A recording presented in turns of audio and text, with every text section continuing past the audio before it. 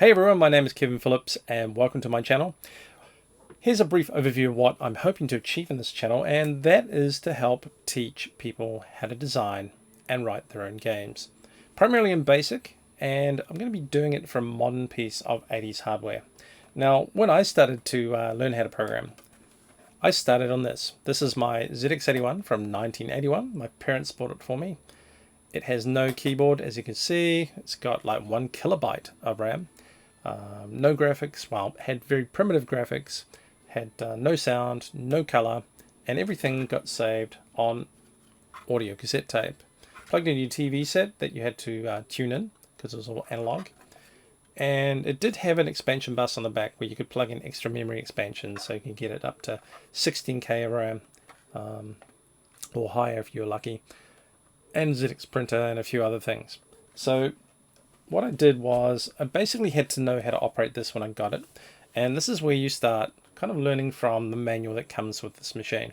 This is not just how to use the machine, or basically it's not how to turn the machine on. It is a guide to the programming language BASIC that you needed to operate the machine, or basically make it do stuff. Now, it was a pretty good starting point, and it gave you kind of like all the ins and outs of how programs work and how to type in the commands and make it do stuff. But you wanted to learn more. You didn't really want to just learn how to make simple programs. So what you'd do is, a lot of the time back in those days, we'd learn through books, such as this one.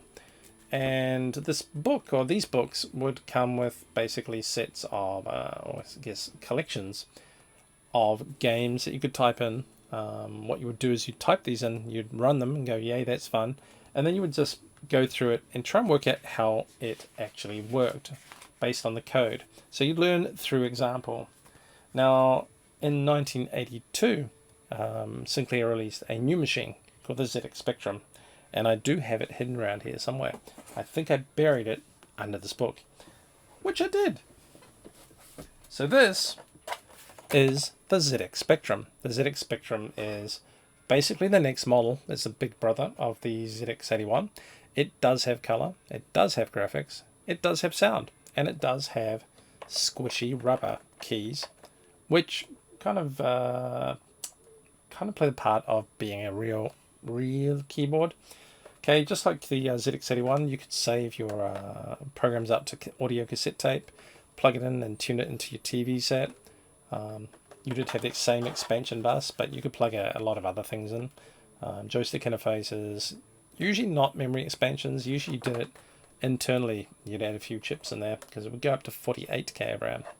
And like that, basically like that era, you would learn by typing things in. Now, the interesting thing about that era is it did build up a big magazine culture. So a lot of the times I would buy magazines to type programs in from. Basically, kids would write games.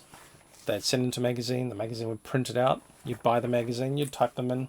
And you just buy magazines. Well, I used to buy magazines purely so I could get these large libraries of games. Some of them really sucked. Some of them really good. Some of them didn't work at all, which was a good learning experience that you had to go through and reverse engineer everything and work out how it worked so you could work out why it wasn't working. But this channel is not about either of those two at all. And I drop stuff on the floor. It's all about a machine that I seem to have misplaced. Aha, there it is. It's about this machine. This is the ZX Spectrum Next. Now, this started as a Kickstarter in 2017, and it's just finished 3 years later and been shipped out. It's a very nice product. It is basically a modern remake of the 1980s hardware. It does feature a lot more modern stuff, such as it's got an HDMI port. It's still got audio cassette port, VGA, PS2, HDMI, which is kind of what you need really for these days. It does have the same expansion port actually here, but that's just covered in with a nice protective cover. Has a couple of joystick ports on the front. And rather than cassette, if you don't want to use audio cassettes, it actually has an SD slot on the side. So you load all your operating system, your what you call personalities in, and you would basically put all your software in this.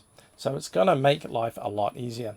Now this machine has a lot of hardware enhancements. So it has sprites, it has scrolling, has more advanced color, higher resolutions. So it's going to be a lot of fun to kind of just see what we can make this do. So the whole goal of this channel, as I said at the beginning, is to learn how to write and program games. And that's what it's going to be all about. So hopefully you'll follow along. I'm going to go through the entire process from start to end, and we'll see where we get to by the end of it. So I'll see you in the next video.